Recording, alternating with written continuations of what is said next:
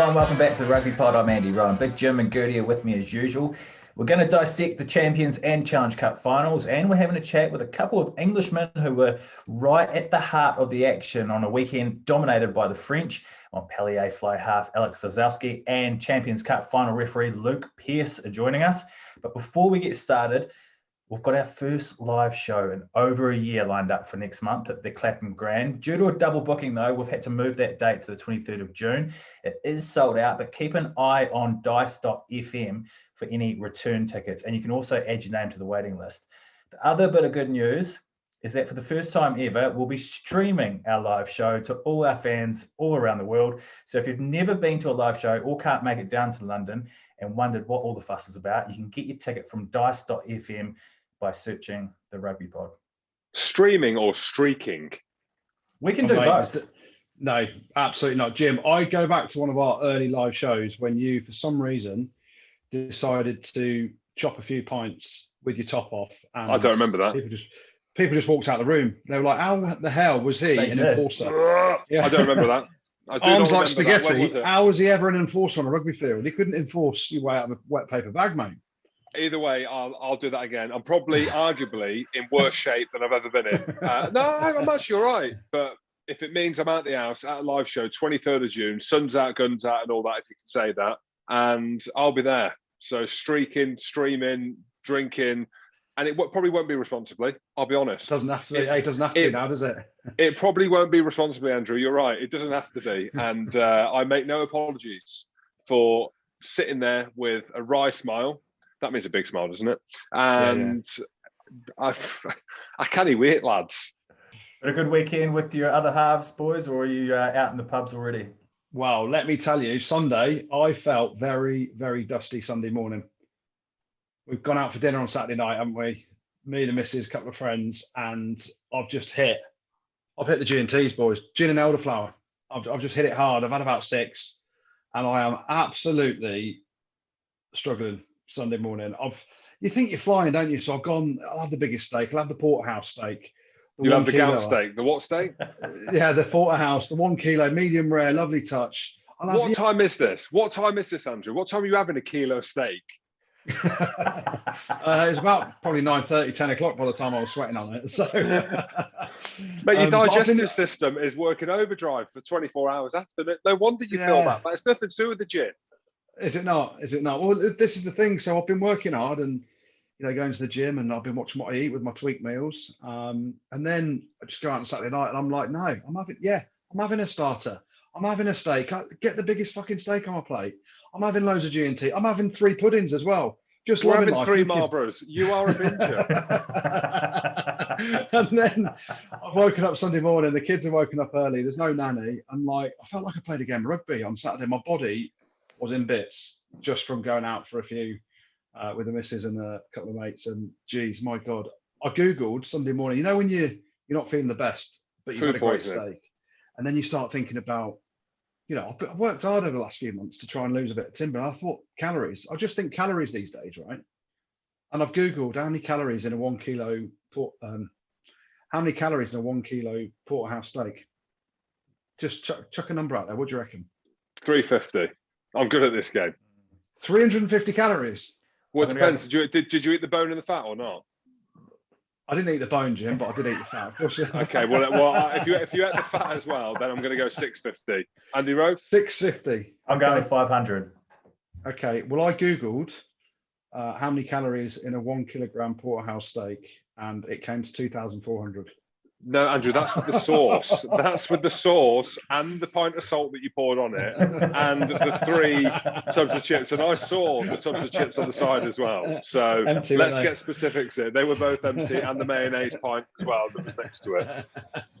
So, yeah, it was, I had a shock to the system Sunday morning when I woke up and the kids were screaming. I'm like, what can we do with them?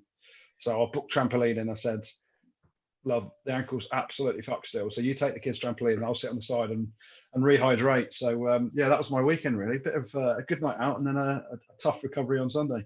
Me and Rebecca went out Thursday night. And ooh, Rebecca. Yeah. You and Rebecca. No, James and Rebecca got dressed up. And the first line when I sat down for dinner at 8:30, it could have been even 8:45 once the kids were settled, was, Beck, I'm bollocksed. That was my first line. And she's like, why do you need to be so negative on our first night out in nearly a year? I was like, I'm sorry. I couldn't stop fucking yawning at the table. I had a glass of red wine and my eyes rang out of my head. I had the twins all day Thursday while she was working. And I feel bad now. On reflection, I feel bad because she was buzzing for it, right? She couldn't wait to get out with James. I was dolled up, had the dust in the air. I looked around 45, 50, arguably. Wilted, brown the leather lights were jacket dimmed. Was the brown leather jacket on? You know what? I got dressed up, right? And I had my black jeans. I like black. Black jeans, black shoes, black shirt. And I've got this like long, smart jacket that I've been wearing on the TV. You might have seen it. No word of a lie. I've seen myself before I've walked out the door and I've just thought, doorman.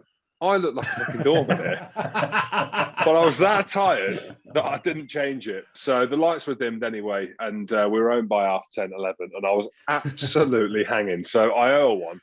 But I had some other stuff happening over the weekend, which was, it boosted the adrenaline. It kind of brought me back out, Michelle. It was just two athletes sat together talking. I was with Hamish Watson. I was doing a photo shoot for his hat company, his clothes company, that I thought was called Rex Hunt, which then I thought when I said it, and they kept saying, why do you keep calling it Rex Hunt? I then thought, my God, I'm calling it the name of a porn star, Rex Hunt. But it's not the name of a porn star. No, it's Rex Hunt Fishing, isn't it? It's a fisherman.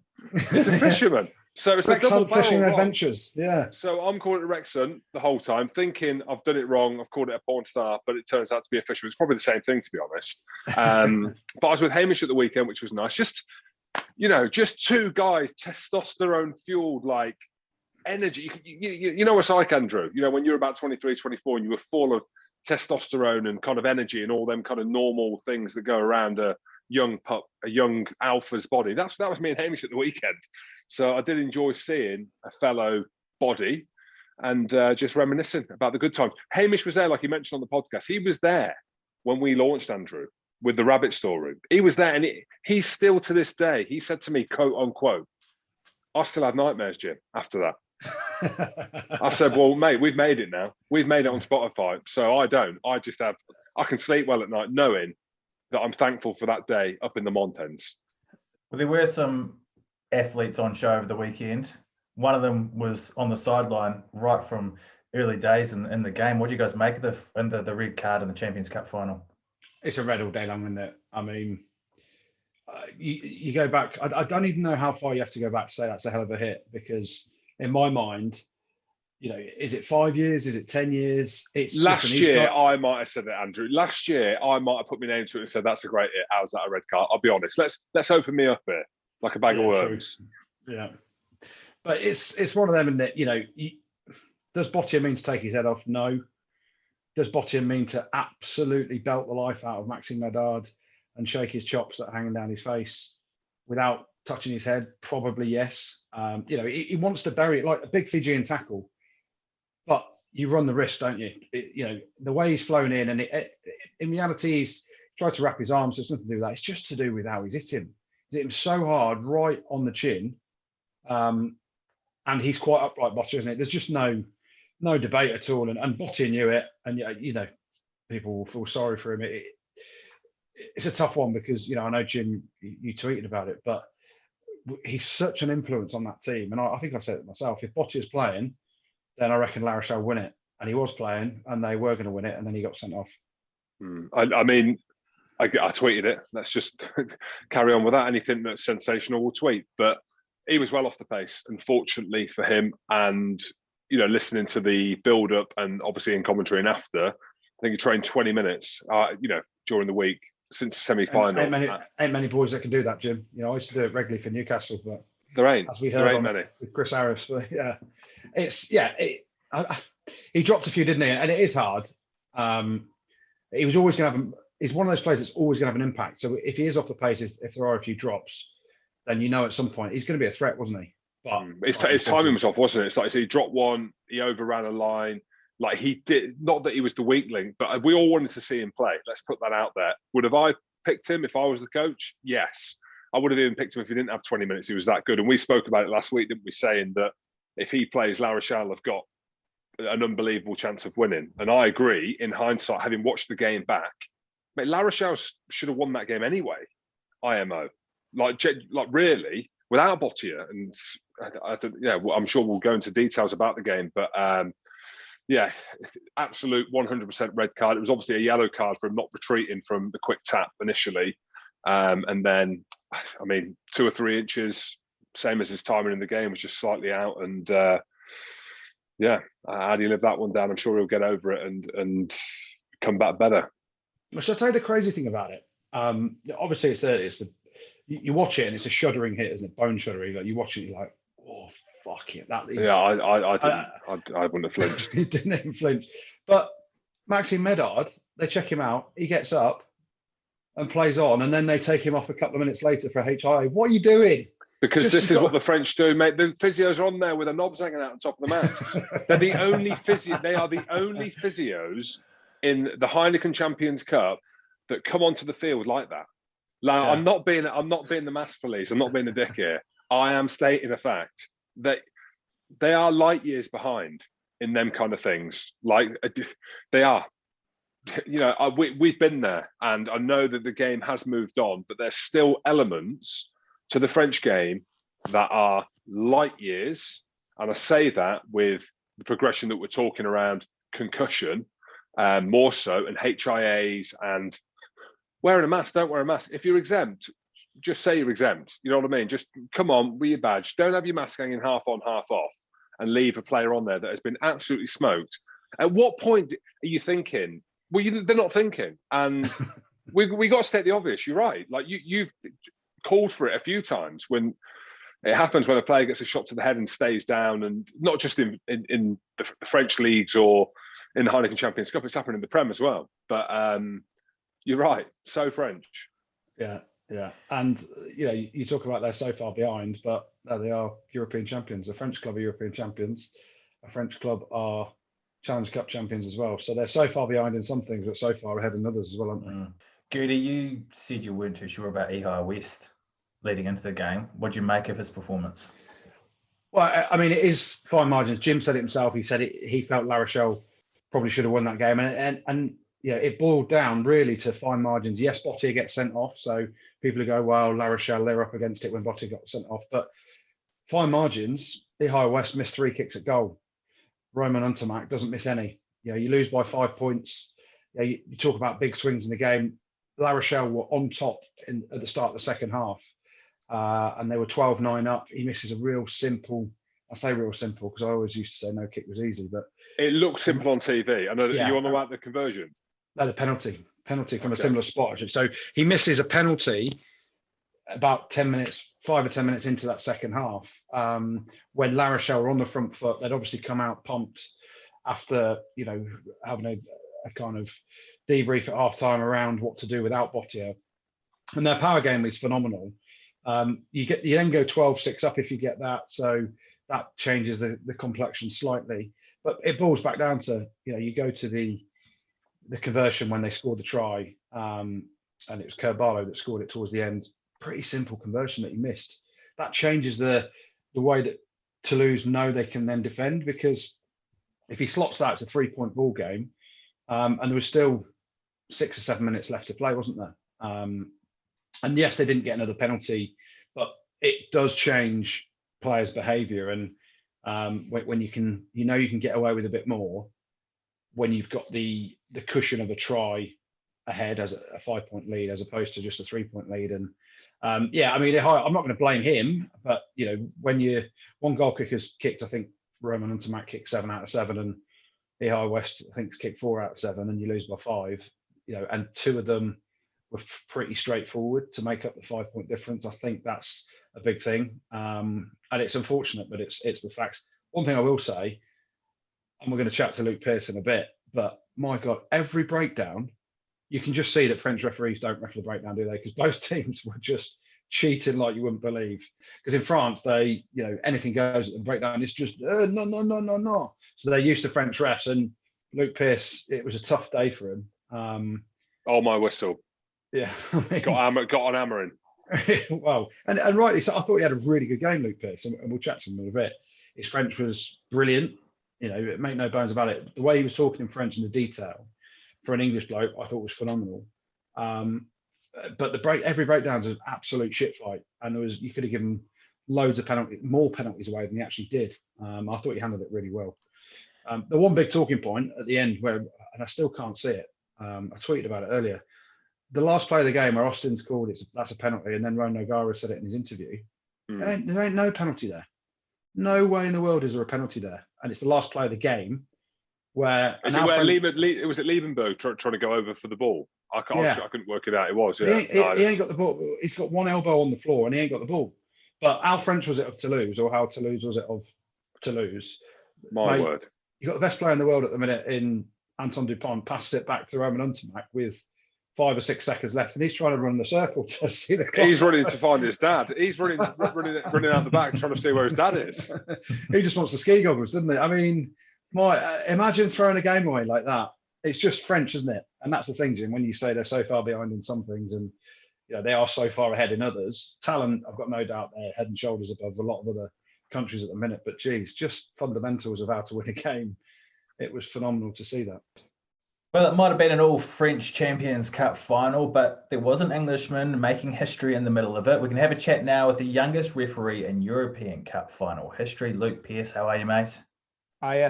Mate, I mean, as we start, and before we get into it, I've got to say, and I've said it about 5 minutes ago on the pod, your French was phenomenal at the weekend. It wasn't Jim, don't go there, mate. Melee. Your French is abysmal, Jim. But honestly, I was genuinely, and I speak a fair bit of French, I was gobsmacked at how good it was. You've obviously been putting the yards in.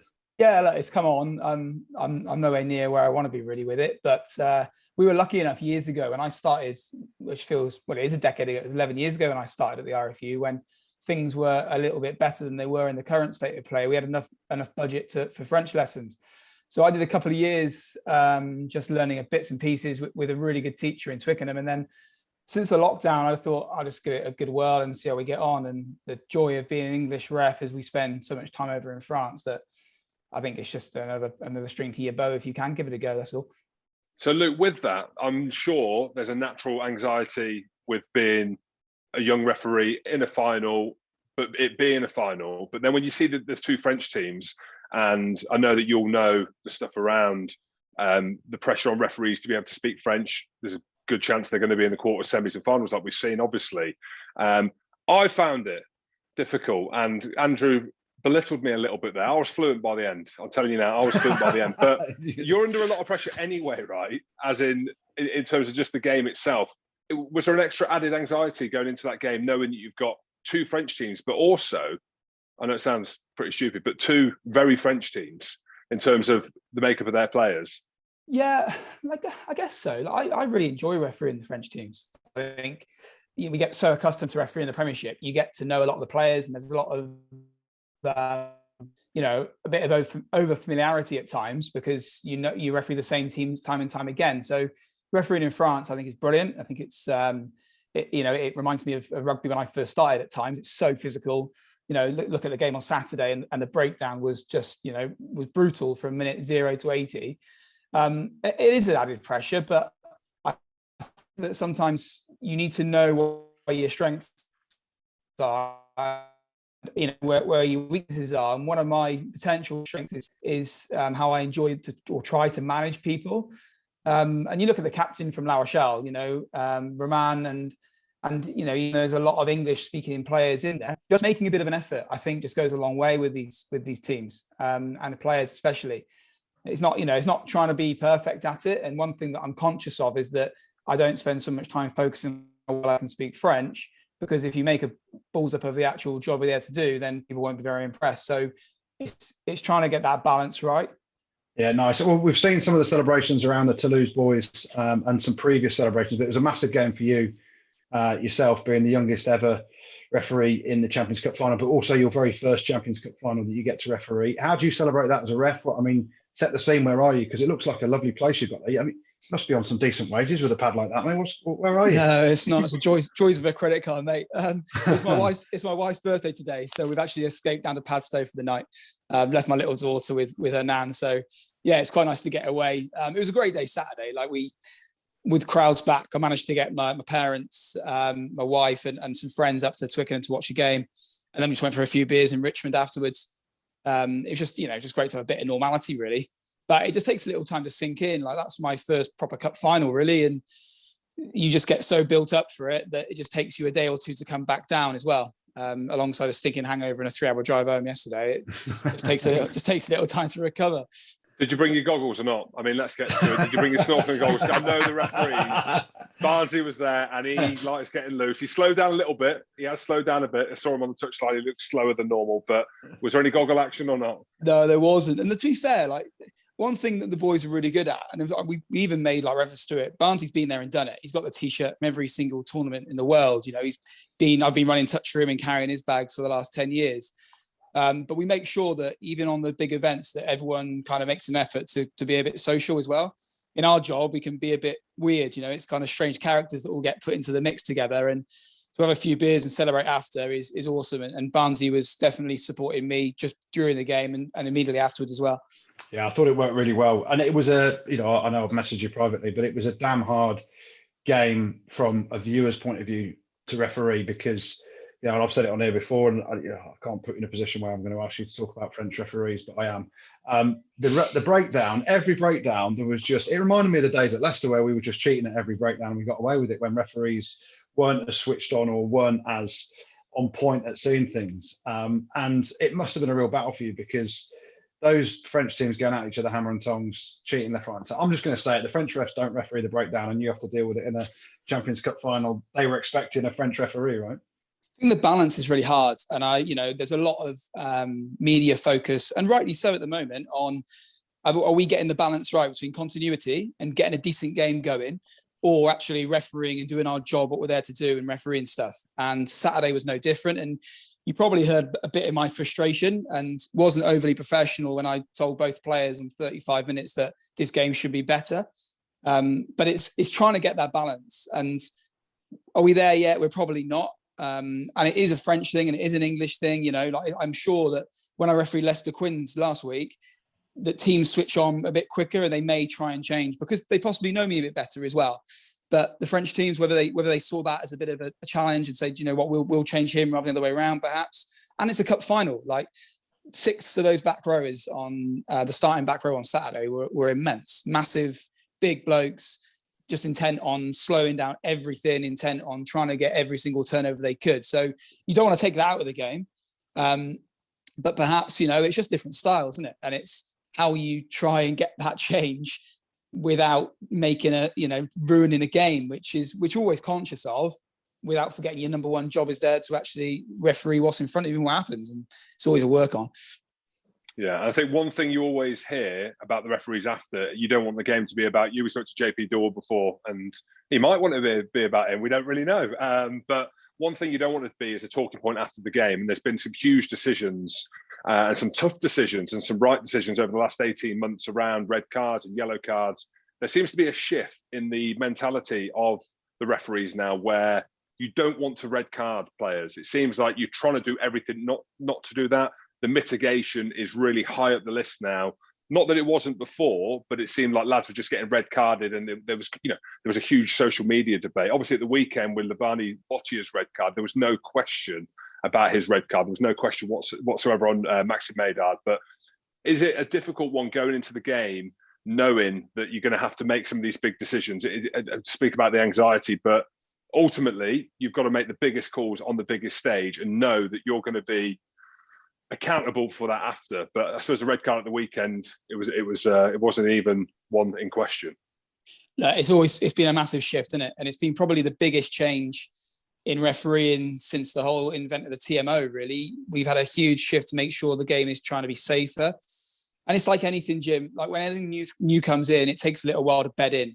And I think you're right. We went a bit gun-ho when it first came out, and we weren't looking at the full picture. We didn't quite have the context of how we wanted to apply stuff, but we've worked through it. And I think we're now at a stage where, and we're always aware, red cards potentially ruin a game, potentially change the whole outcome of a match. So if you're going to give a red card, you need to make sure that you're about right as possible, and you're hoping there's not much debate. So, over the last probably 6 months, there's been far more guidance from World Rugby as well. We've now got a decent structure where we're discussing things as international refs pretty much once a month and we're seeing clips from, Super Rugby, we're seeing clips from Premiership, Europe, not just isolated incidents.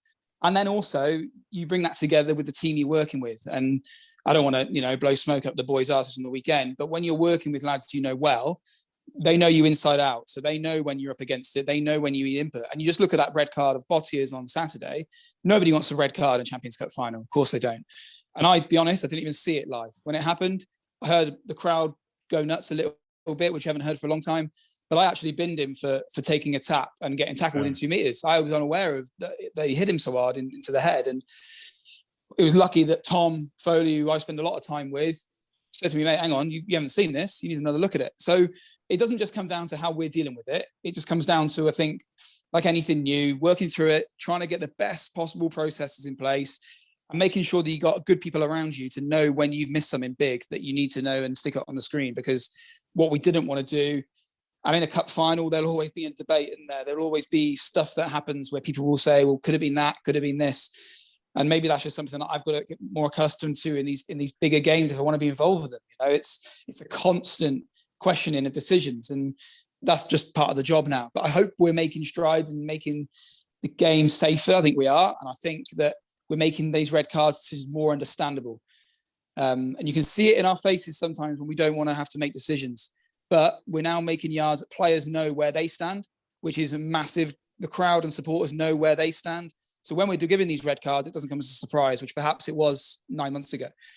Just looking at the other countries the clips of the other countries, do you think that some countries are refereeing those areas differently? Because just judging by some of the things that they get away with in Super Rugby, it seems like they're a little bit more lenient down there. Yeah, who knows? I think we've been a bit lucky up here that we've had way more rugby in the last 9 months than other people.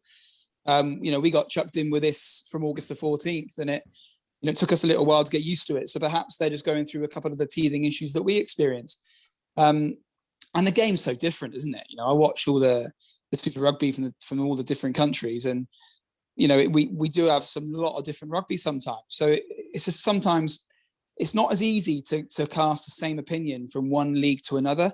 And I think we're very quick to do that at times in our game, and we just say, this is what we do in the Premiership, and that's got to be right. Well, that's what they're doing in Super Rugby. But there's always a work in progress.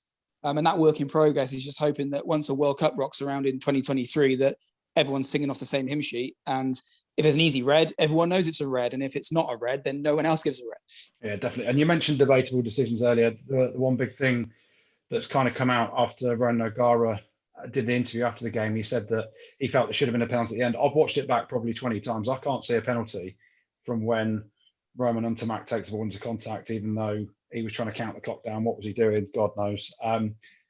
What's your comments on that? Because it must be difficult for a ref when you hear that. I'm sure you'd have gone back and checked it yourself.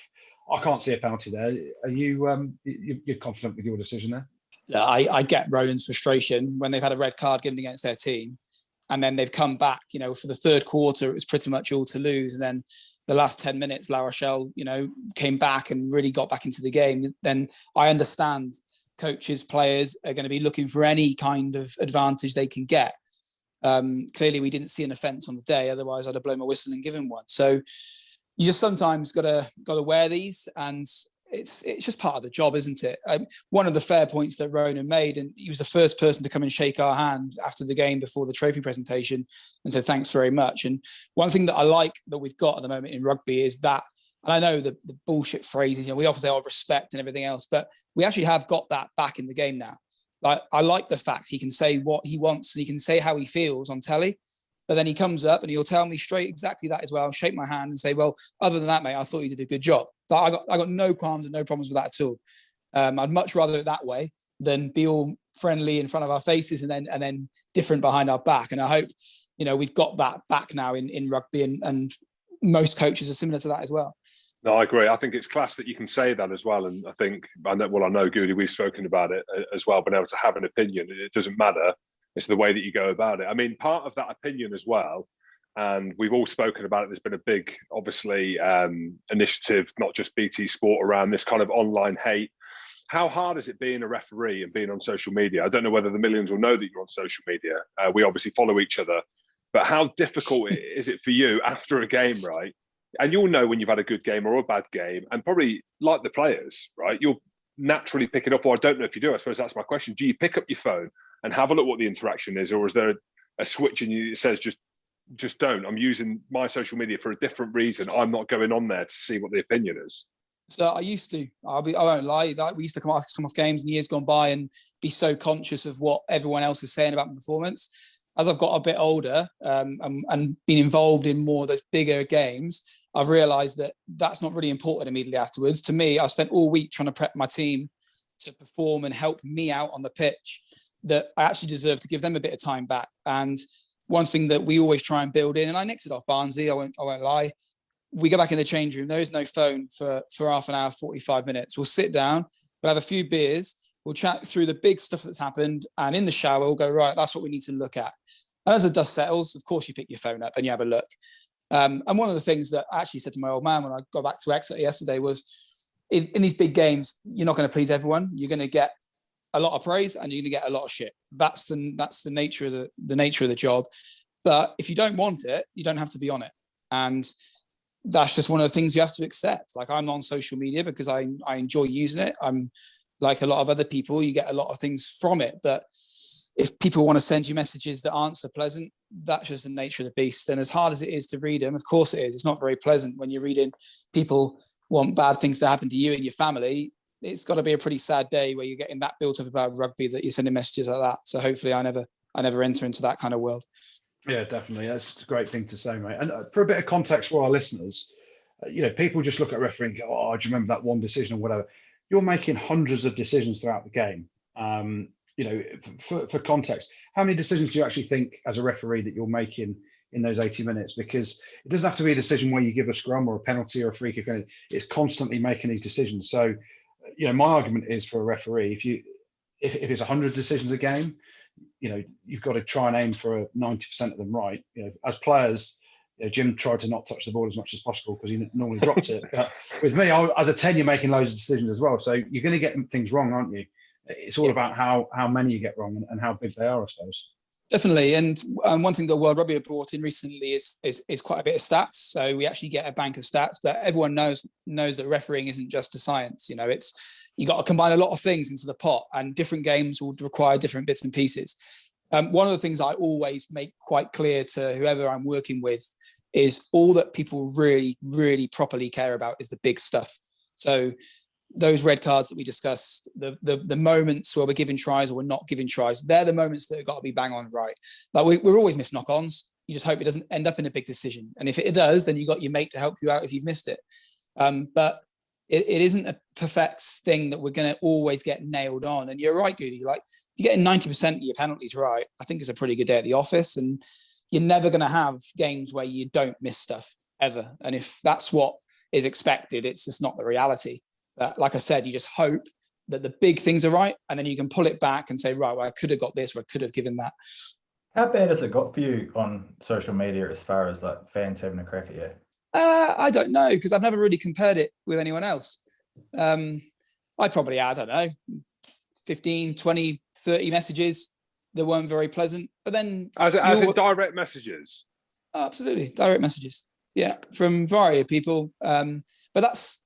when you're thinking, and it's not justifying, never justify that. It's absolute nonsense, isn't it? And I think we'd all agree. But the rugby now is huge. Like, it's watched by millions and millions of people. So if it's only 30 people out of the millions watching, then that's part of life. And one thing that's great now is that we've got that public opinion, I think, in everyone banging the same drum to try and get rid of it. And it's just, it's just one of those things, isn't it? You can't let it affect you. Why? If you let it affect you, I wouldn't be in a job and I wouldn't be in Padstow on a Monday night going for dinner. It's just one of those things, isn't it? You just got to ride it, and hopefully that those people will learn a lesson in the future. Yeah, I mean, one part of the critique that you might listen to is family members. Now, usually when you chat to your old man or old school people from the game, it's like, the game's gone soft, or, you should have done this right. Like, why didn't you do that? I didn't know that your dad was a Premiership referee as well. Is that right? I mean, what kind of stuff does he say to you after? He ran touch in the Premiership, and that's part of the reason I started years and years ago. Like, I had nowhere else to go as a kid because Mum worked on a Saturday, so I'd have to go with him up to the old ground at Coventry, went there a few times, and then just to watch him blow his whistle. So that's how I got into the world of reffing. But it's always good because he will always, not just having a few pints after on a Saturday, but when I came back to Exeter, he's my number one fan, but he also gets it as well. And as soon as I came off on Saturday in Richmond, he said, not sure about that one. Not sure about that decision, because he's watching it as a normal person as well. Yeah. And sometimes as refs, we can get a little bit too narrow-minded and we get so involved in refereeing noisy bits and pieces, we lose a bit of perspective on what people are actually talking about. And it's just great to have that kind of reality check when I get home. Yeah, Luke, before you go as well, what's the play? What's the play here? What's the plan? Because, mate, you're getting bigger and bigger. Look at like you're getting bigger and bigger and leaner. Now, what is the plan here? Because you're 33, you're coming into your prime, you're trying to be in better shape than most of the players out there. Like, what are you doing here? I'm not going to do a Carl Dixon and say we're fitter than the players when he first started refereeing, because that went down really well, and we're definitely not. Now we've got a pretty good trainer at Twickenham, and she makes sure that we're put through our paces pretty much every week. I've managed to get a day off tomorrow. The boys are all in training hard at 10 o'clock tomorrow. So whilst I'm having my breakfast down here, I'll be thinking of Barnsley trucking up and down the green at Twickenham. But so we're kept in pretty good nick, and part of the job, isn't it? The game's so quick now. If you're carrying a few pounds, like when I came back from the World Cup in Japan, I was definitely a couple of kilos heavier, and lockdown came at a good time to jump on the bike. And the tan actually comes from riding the bike out in the garden and trying to escape dinner times at home. So I get a lot of shit for the old tan, but hopefully it remains. Thank you very much for coming on the show, mate. Well done on the weekend, and best of luck for the rest of the season. Thanks very much. Cheers, lads. Top lad. Yeah, he really is. And what about that? It's Mrs.'s birthday, and he'd rather come on the podcast. I mean, what a ledge. He actually said to me when we were messaging that, can we do it in the studio so he doesn't have to go? So he said, can he come in? No, he didn't. No, I mean, how good to be able to have him on. He was obviously in the middle of it all at the weekend. I think he gave us loads there, didn't he, in terms of what it's like to be a ref. And, Andrew, you go hard at the referees. I just respect all of them, mate. I've always respected referees. They always make the right decisions. But he is one of the best now. And I was going to say he's got obviously an amazing future, but he's in it now, isn't he? And to have him on, be able to talk about that. I tell you, this online hate stuff, right? I don't know whether, I'm not blind to it, because I get a bit of shit, and it's like, well, come and get me then. That's what I say, but I don't write back anymore. It was the hard man. But 20 to 30 messages after a game. Yeah, he's only got about 2,000 followers. Yeah, crazy. He'll have about 10,000 after this. I think that's the thing, isn't it? You've got, we said it before, we said it a few weeks ago, people just think you've got a divine right to give your opinion directly to the people that they want to abuse. It's just crazy. You wouldn't do it in the street. You wouldn't walk up to, you or me or Luke Pearce or whoever and just give them a barrel load of abuse if you didn't know. I've had it over the phone. I've had it in the street, Andrew. Have you? And after we played Scotland, England-Scotland, it was like 23-0. I don't know if you remember. For England, or was this England in the 20s? Wait, arguably I might have been playing for England. That's what the Scottish fans thought. But I think it was like something like 28-0. So it was a close game. Under 50, we were out. And I remember I went incognito because, my word, I was getting mobbed, obviously, back then. So most of the lads wanted to go out in their suits. There was two reasons. One was incognito. The other one was that we should have a pants pulled down. There were skid marks everywhere. And I've walked into a bar wearing my leather, and it was black leather jacket, so I weren't trying to stand out, getting absolutely mobbed, weren't I? And then this fan and his mate, so two fans, there could have been 10 of them, they had like Scotland face painted, all strung down their face. They got the kilts on like that. And he looks at me square in the face, and he's like, "You're a fucking embarrassment, mate," like that, like square in the face. I mean, he was probably was right. He from Manchester? Yeah, well, he was. He was a Mancunian Scotsman, yeah, okay. Which is basically the same thing now. I mean, it's north enough to be Scottish. Well, that's Hamish Watson. Yeah, and I said to him, I was like, "Mate, like what?" He said, "You're fucking English. You're English as well." Like that. He started abusing me. So next thing, I was he's who can argue? Everything he said was, I don't know what was horrible to me was right. I might have threw the F-bomb out, walked outside, everyone's got the camera phones out. It's one of them that would have went viral on YouTube or Twitter or whatever. But he didn't have the balls, so I saw him with his kilt up and he didn't have many. But he had the bollocks to call me out face to face. But this is the horrible world. I know there's been all these initiatives around this online stuff. It ain't going to change. Like, we can have blackouts. We can be calling people out. I'm telling you now, and again, I know we're going off on a tangent. Unless these social media agencies and government do something, it ain't stopping. Yeah. It ain't. So it's got to be just, regulated. For me, it's got to be regulated. So to have a social media account, you should have to have over a certain age, and you have to have a driver's license or your passport. To open a bank account or something like that, you need those things. So to do it as a social media where you can have such an impact on people, I genuinely believe that you should have to be accountable for everything you say on there. Have any of you guys ever taken a souvenir from a game? I've done a couple of weird things. So after a final, I think it was the Leicester one in 2006, where I was a bit of a mongrel, scored a try, I don't know if I ever said that, against Sale. And we obviously lost the game. I think we got a loser's medal. Oh, I presume we did. I don't know where it is. Silver's not good enough for me. I'm all about gold. And then I'd seen something the week before where, these footballers, when they run onto the pitch and they pick up the grass and they do it, and then they do the cross and stuff like that. So I've never done any of that, but I felt compelled after that final to eat a bit of grass after scored in that final in 2006. Yeah. You what? Yeah, I ate a bit of the grass. Yeah. So genuinely.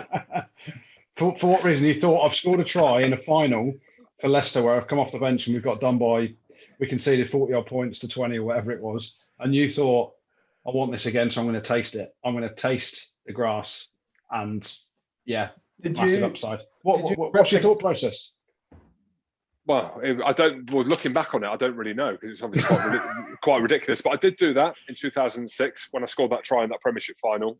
Did you bend down and eat it, or did you rip the grass up and put it in your mouth, or did you bend over and eat like a goat? Like, were you on the ground eating the grass? No, I wasn't. He's not a goat, mate. New Zealand. Yeah, I am a goat. I am a goat. He ain't a goat, mate. Well, you see these iconic images, don't you? Of like iconic sportsmen where they're down on one knee, they're in that vulnerable position. That's what I had in my mind, how if someone was to take a picture, they had Jim Hamilton wearing the number 19 shirt, having just scored in the final, down on one knee. And I just felt compelled to pick up a bit of grass and just, taste the loss. Do you know what I mean? Taste what defeat is really like. And I think that's what it was. But I was obviously a mongrel mob back then. I was obviously a young pretender. But fast forward, lads, to the success of winning the Premiership with that turnover against Exeter. One thing that I've never mentioned before, but arguably having sacked them all and got the turnover, won the game for Saracens. Yeah, I robbed the match ball. Did you? Yeah. It's in the garden, bold as an egg. Like, I'm like, I get the kids. I'm like, kids, come on, do you want to play a bit of rugby? None of them can catch the ball. It's like a bar of soap. I'm like, come on. This is when we played in the Premiership final in 2015. So, they're my two bits of memorabilia: eating grass and stealing the match. Well, not stealing the match ball. I fucking deserve that. You did, son. That was a hell of a turn. I was commentating on that game, and I was very impressed, Jim. But you learned throughout your career, didn't you? Because we've seen pictures over the weekend of celebrations, trophy lifts. There ain't anyone better in the game. There's no one better in the world of rugby than position themselves right in the middle with limited impact on the result, but maximum exposure than Jim Hamilton, the John Terry of rugby union. Well, we've seen as the legacy goes, like let's go back to the goggle pictures again. These goggle pictures are the ones that are going to be on the wall. No one's remembering anything else. No one's remembering the whistle going on throughout the game. No one's remembering the knock-ons. No one's remembering Cheslin Colby being in touch. They are remembering that guy, Aki, with his goggles on, getting sprayed in the face. That's it. Yeah.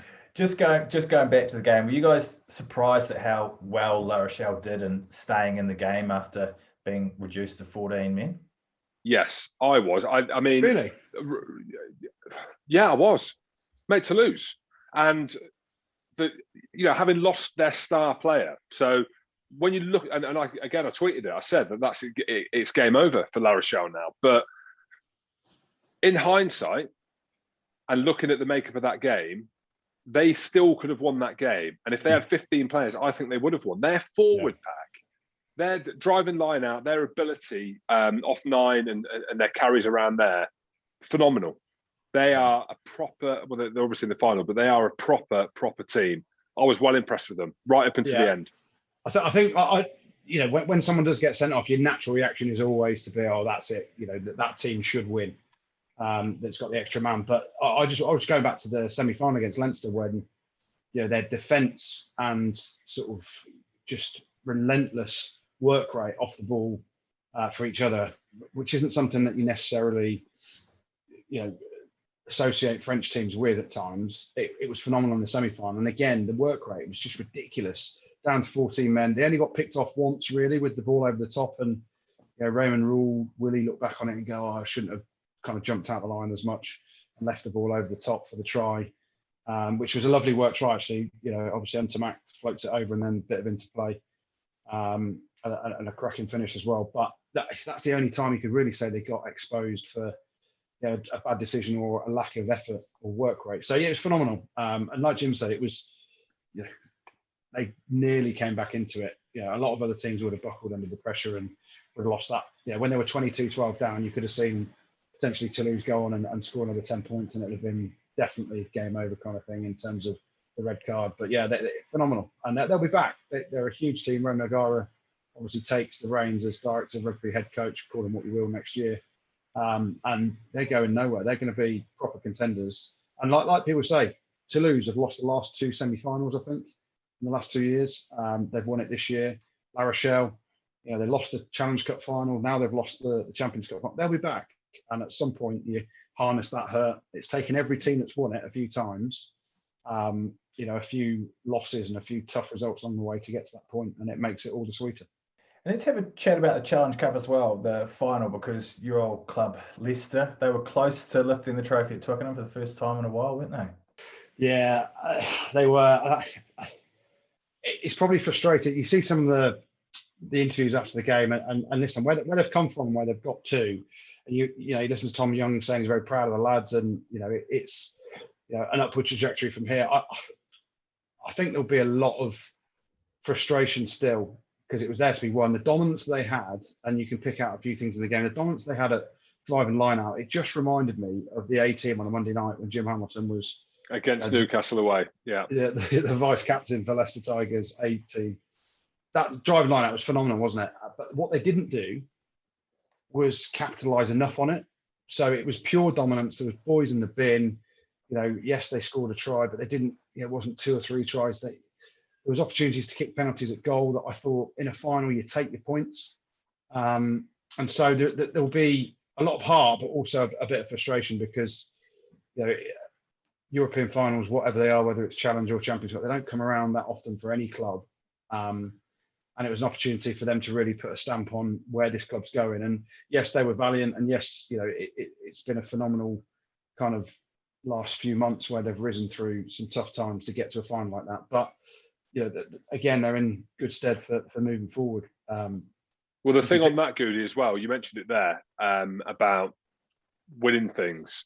But the thing is for them is if they get into Europe next year, which obviously they want to, and the Heineken Champions Cup, they're not going to win Europe, are they? They're going to struggle to win the Premiership in the next few years. So I think that was their first real opportunity to win something in probably the next few years as well. I know it's only the Challenge Cup. You saw what it meant to Montpellier.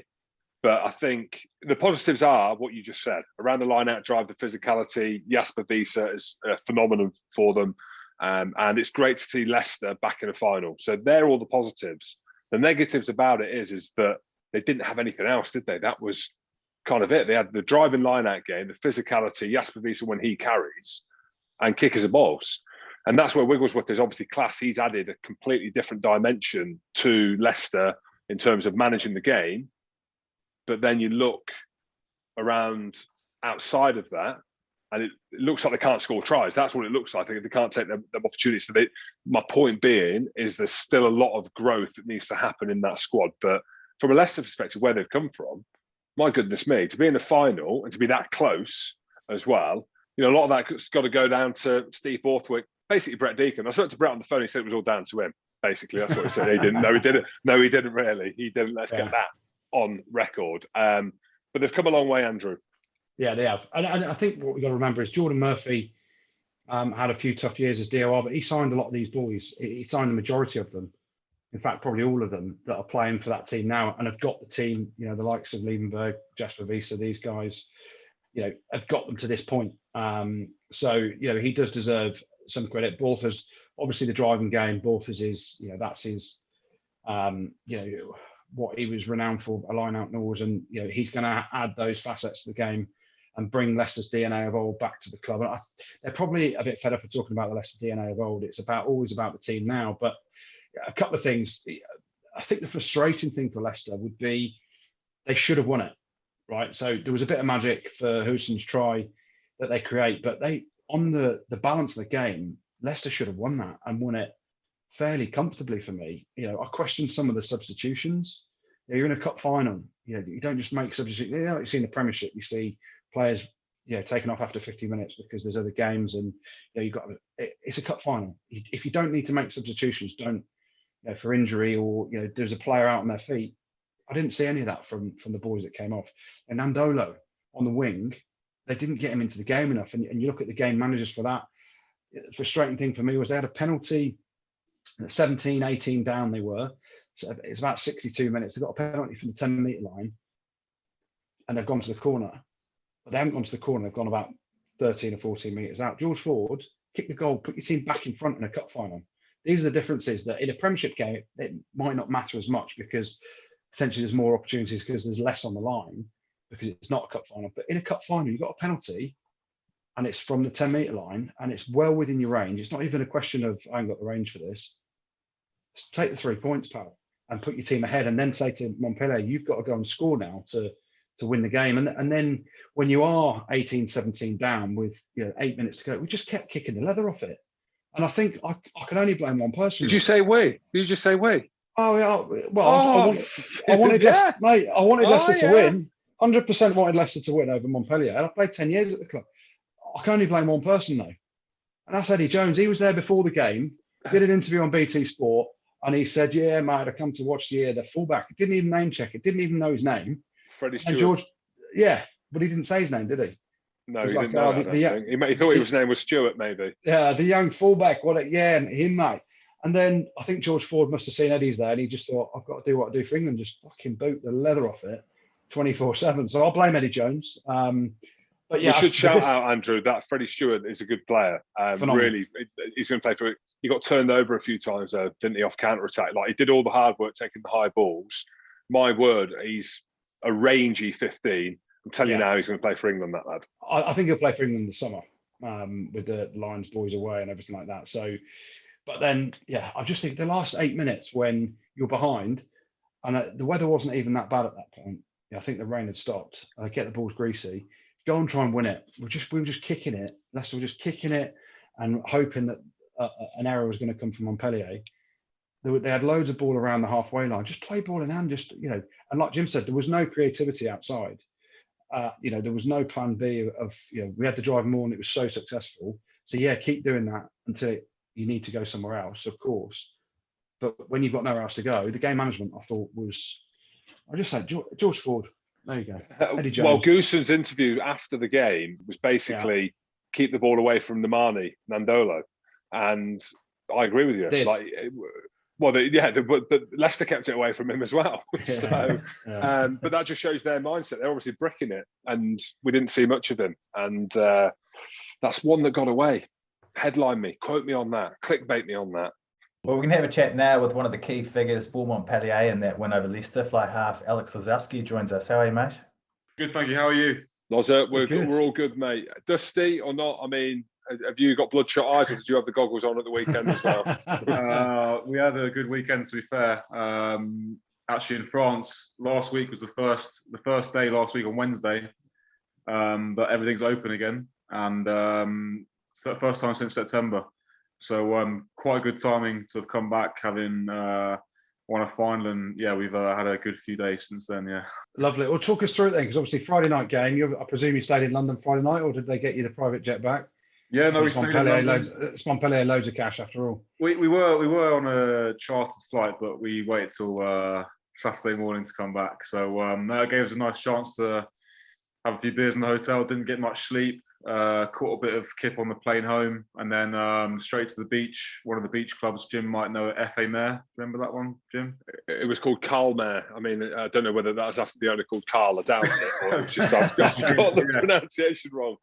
But that sort of felt like sort of what I felt like I signed up for when I decided to come. Barbecue, a few beers down on the beach, pretty awesome. And then Sunday, yesterday, at like a little box park just down the road to the other side of town. Bank holiday weekend, so nice and busy, and yeah, always loved it. Yeah, we'll come on to that, Loza. Let's just rewind a little bit. Maybe we'll go 12 months-ish. So with everything that happened at Saracens, and then some of you boys obviously going out on loan, some got the dream ticket to go to Bristol. People would think that arguably you would have the dream ticket as well, going to the south of France. I've played at Montpellier. It was a tough club for me when I was there. Culturally, it was a very, very French club. But how has that been for you? Also in a year of COVID where you've not been able to get out there in the mix, you've not been able to go to Saint-Tropez and all these lovely kind of add-ons that you'd get, arguably signing for a club in the south of France. Yeah, of course. I suppose when I decided to come here, I was hoping and thinking and I suppose expecting that, the pandemic situation would be much, much better, much quicker. And in fact, when I did arrive here in June, it was all sort of life as normal, really. And I'd left the UK, which was locked down, and arrived in France, and it was all open. And I was at the beach and whatever. I was like, this is awesome, happy days. And then got to September, full lockdown, 6 p.m. curfew. So not great. And obviously lucky to go and be able to play rugby and train and spend time with the boys, unlike a lot of people. But still, I think, as you say, there's so much that France has to offer, and to not have been able to experience that has been disappointing. But that's been that way for everyone. So yeah.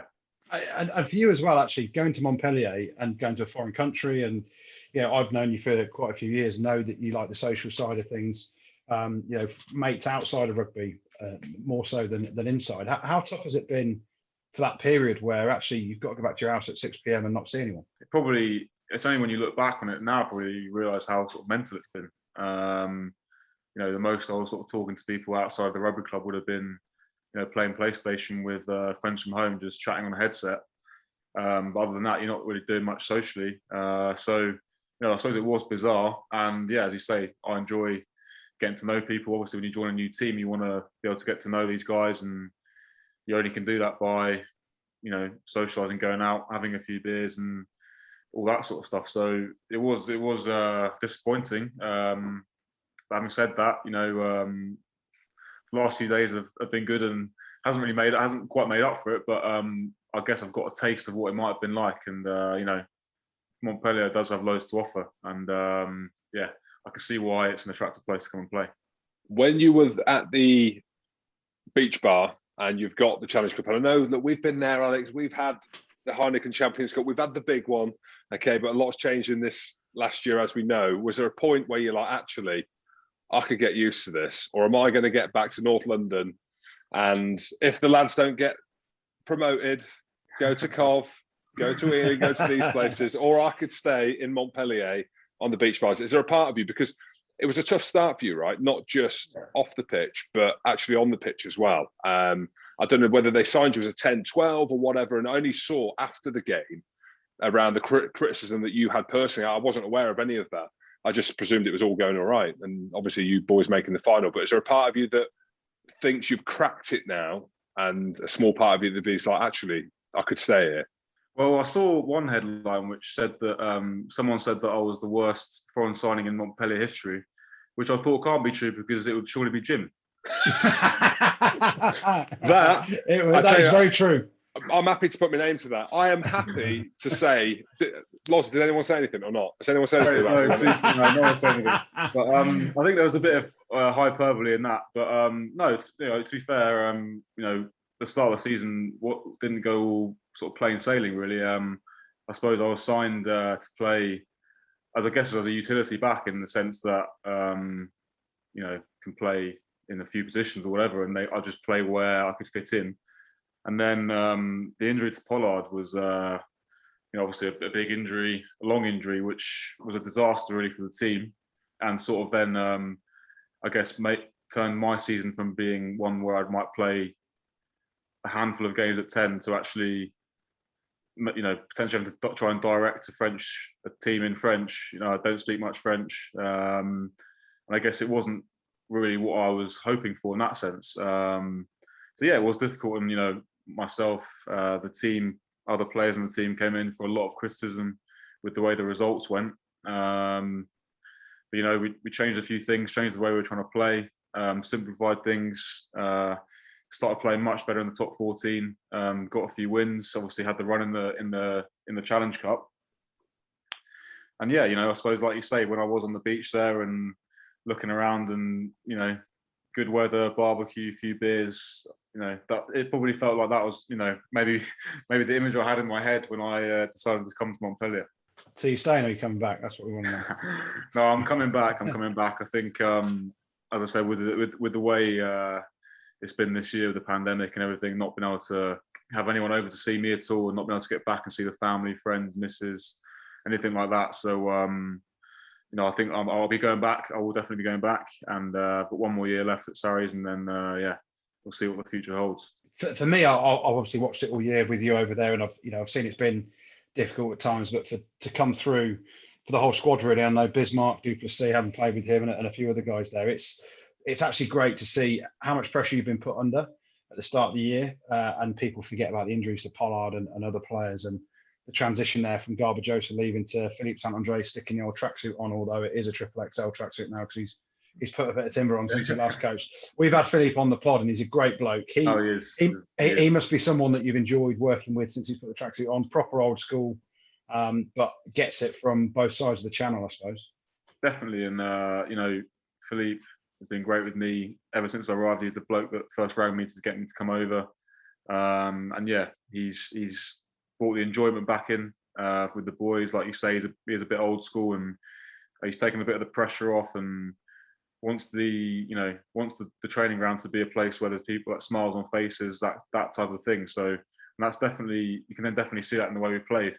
So, you know, Philippe and Olivier Azam, Jean-Baptiste Delassard, they deserve a lot of credit for the way that, you know, they've, as I said, simplified things for us, and it's then freed us up to, you know, go and actually just get stuck in, and whereas before we were probably a little bit tentative because there was a lot going on and we were thinking about where we needed to be, and it was all just a bit complicated. Whereas rugby is, you know, as you guys know, it's mostly about, you know, your defence firstly, set piece, which we probably got away from a little bit, and I think then just you know, probably just effort, you know, which we were probably thinking more about moves and shapes and stuff, which wasn't really helping us. So Philippe's done great in that sense, and like, you know, guys like Bismarck Duplessis have really stood up as a senior player, and you know, I think one of the boys said after the final that at the start of the season he's never known so many good players to all be playing so badly in one team at the same time,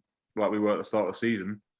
And you know, we turned it around a little bit and we've won a final, so a bit more positive now.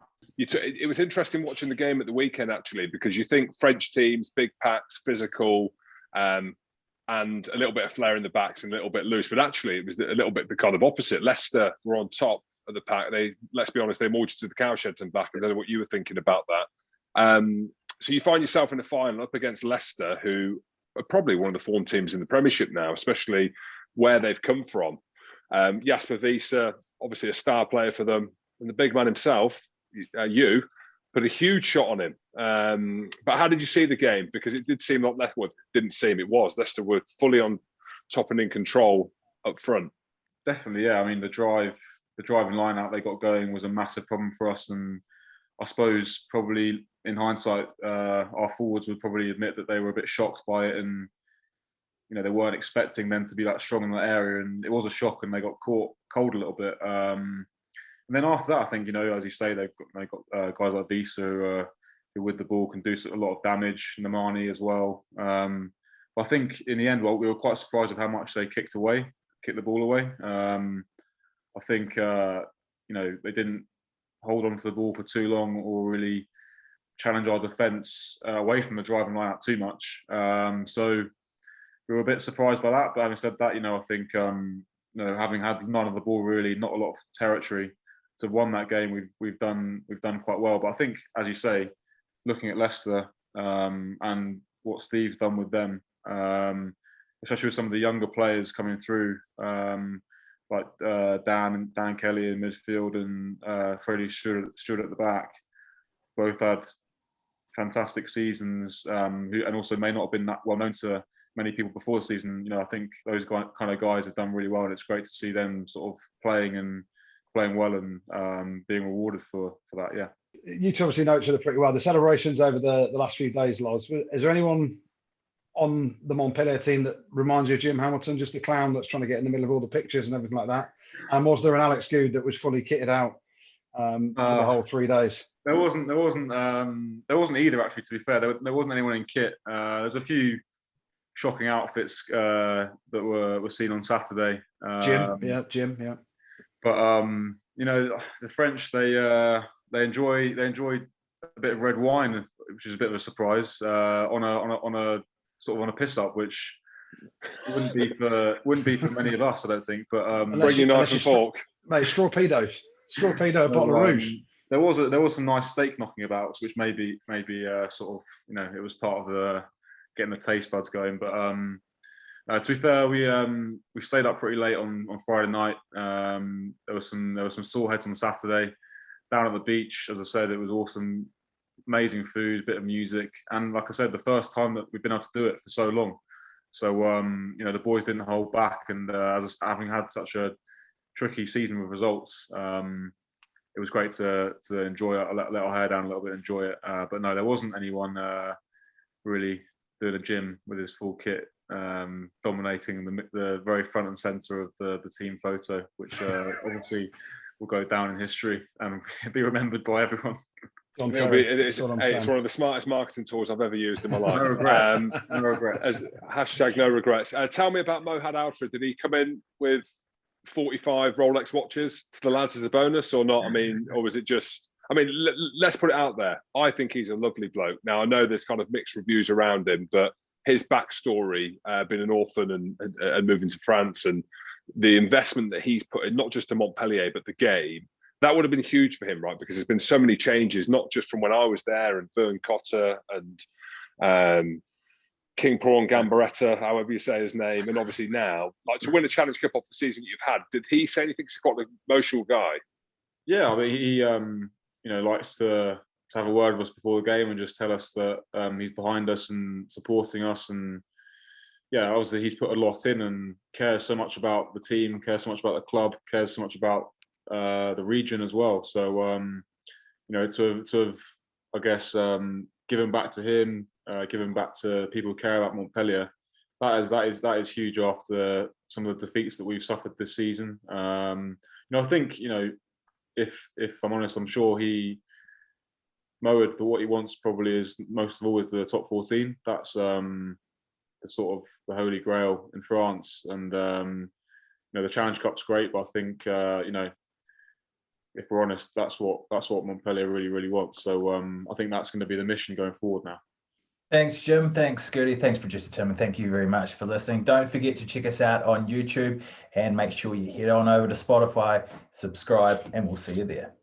Rugby Spot. Spotted pod.